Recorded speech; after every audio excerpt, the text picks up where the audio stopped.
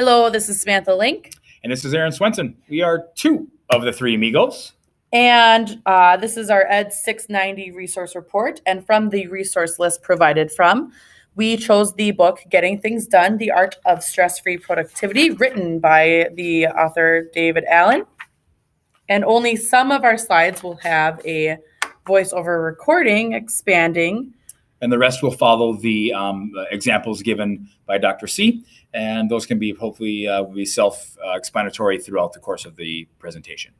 All right. Hope you enjoy, Dr. C.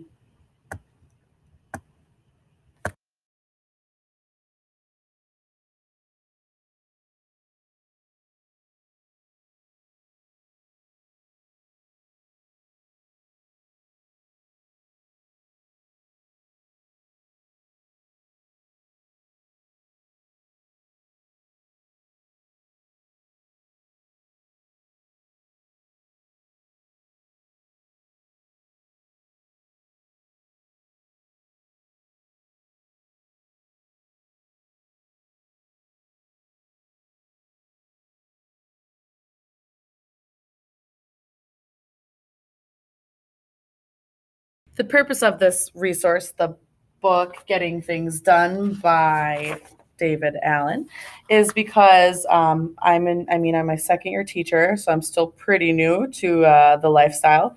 I am the prom advisor, which is essentially like planning a wedding for 500 people every year. I'm also newly on the staff development committee, which I'm also on there with the principal. That's a little nerve-wracking because I want to be able to impress him every time I meet with him. Commuting to work is hard, and I'm obviously enrolled in a master's program. And I'm also working a second job 3 nights a week. I pick up some serving shifts here and there for extra money. So the reason this report is so essential is because I think there's always room for professional improvement. And it's kind of ironic because as I stated before, I'm now on the professional development committee. So maybe this is something I could bring to their attention, is us maybe needing some training on how to manage our own time. Also, really during prom season is a time where it's very crucial that I don't feel like I'm running around like a chicken with my head cut off. And I feel like I'm really weak in time management situations like this when I'm stressed. So I think that this Allen could help me manage my time better.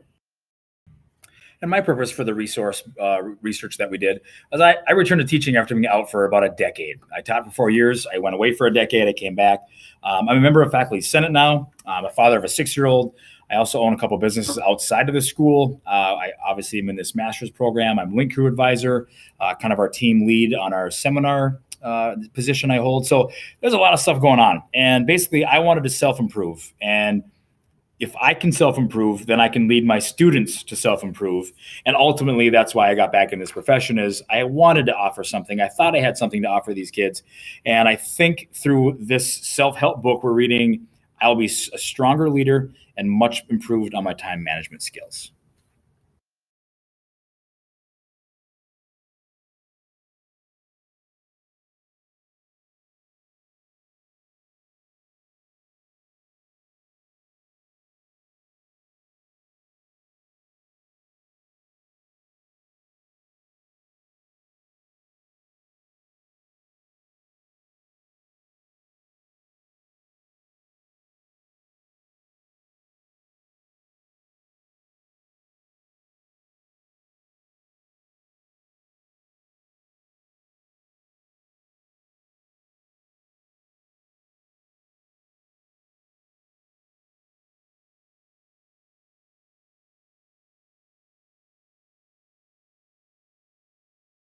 All right, utilizing the resource part 2. This is pulled from chapter 9 mostly, which is making the best action choices.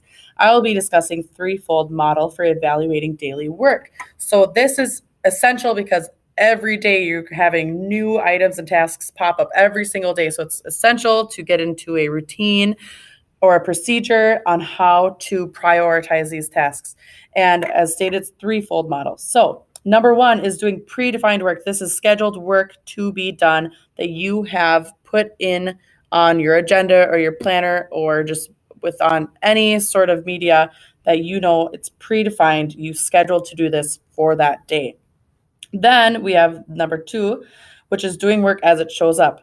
Now, throughout the day, everything pops up, whether it's an email or new tasks fall on your desk or into your hands. I mean, we're teachers, everything pops up, it seems. So essentially, the rule is if it's you can do this task under 2 minutes, just do it. And what's funny is I actually had this happen to me today. I had an email come through from the principal asking how many students' parents showed up for conferences. And I literally almost just started the email and forgot about it. And then I thought, oh my gosh, what did David Allen say? If it takes under 2 minutes, just get it done. And I knew it would take way less than 2 minutes. So I just did it. Now I don't have to worry about it. And I don't have to worry about my principal coming up to me later and saying, hey, Link, how many students' parents did you have show up? And I'll be like, wait, yeah, I could have just done that super easily and been productive. Then at the end of the day, we have number 3, defining your work, which Erin likes to say it's like the wrap up of the day. You have to define your work, figure out, did you get everything done that you wanted to that day as predefined work? And then essentially make it predefined work for the next day. Without this task, without this wrap up of looking at what you've done that day in general and then just figuring out what you want to do the next day, then there is no one, because then you will not have any predefined work. I'll be discussing the 6-level model for reviewing your own work. This is ideal for me in seminar because my job is to get freshmen prepared and ready to be successful throughout the course of their high school career. We constantly are reviewing our own work, and I like how it builds from the ground up. It kind of gives it like an elevator kind of a status where it starts on the ground level with current actions, review what you're doing currently, then current projects, maybe a little bit bigger stuff that's going on this week, and then kind of look at that and review where you're at on those. Then it builds up to areas of focus and accountability. I was supposed to have this done on Monday. Did it get done or did it not get done? We need to kind of self-review and look at that and hold each other accountable. Then we go on to 1 and 2 year goals. We do this in our seminar class. That's why I chose to talk about this one. We plan out our 10th grade year and then maybe our 11th grade year involving maybe jobs, driver's license, things like that, and review where we're at. Did we sign up for driver's training? That's important if you want to drive. And believe me, teaching with freshmen, sometimes they forget this minor step. Also, then we have go into long-term vision, which could be the end of your high school career, maybe a college career. And then also the horizon number 5 is a lifetime goal or lifetime goals. So I love it. It's a building block. It's a process. It's manageable. It doesn't say, give me your life goal at 14 years old in my case, right? So I like it. It's a manageable step. It's increases. It's ascending. And I think it's important for kids to see that step-by-step process can get you the ultimate life goal. This slide simply shows the workflow diagram we were discussing in the previous slide. And this is the ideal processing flowchart that we want to follow in making decisions.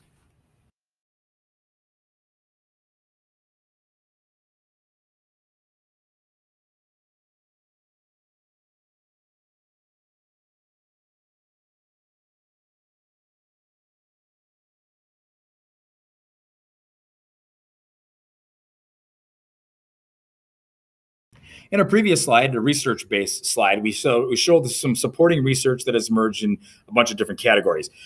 These categories, Sam and I are going to talk about right now a little bit. I'm going to take just the first one, positive psychology. That involves passion, purpose, values, character, and virtue. Basically, this one means if you have passion for what you're doing, there's a purpose for it, you follow your values, you maintain character and have virtue, you're going to have a positive psychology through what you're teaching. And this is the whole point. It's having the job you like, having the job you love. And again, if you don't have passion for it, I'm not sure why you're actually doing it. All right, the category I will be talking about is distributed cognition, the value of an external mind. Or on this side, it's your mind is for having ideas, not for holding them. Now, I see this as short-term memory versus long-term memory. When an idea pops into your head or a task pops into your head, it's really hard to try and commit every single idea or task to long-term memory. So what I like to do is I always create checklists and I always keep a planner. However, something that our students do not do is have a planner. Essentially, our school no longer gives them planners. So we have to encourage them in seminar and in all of their core classes. You need to write this down, write this down, write this down all the time, every day. And it doesn't necessarily happen, but it's highly encouraged. This also ties into the threefold model.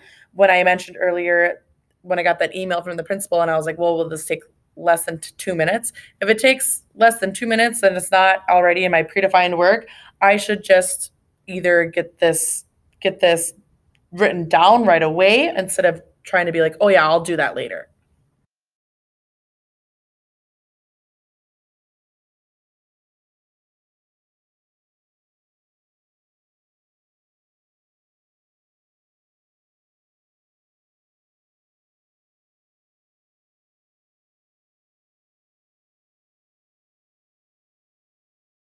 Our conclusion is simple. Sam and I are really excited. We chose this resource. We're happy we did. It was impactful on both of us. And I think these tools that I can use now are practical, and they're going to make sense to me and my students, and ultimately making them a better student. And that's why we do this. That's our conclusion. Pretty simple. Yeah, essentially, Erin and I are both really busy, and we really enjoyed learning some new time management skills. There's only so much time in a day.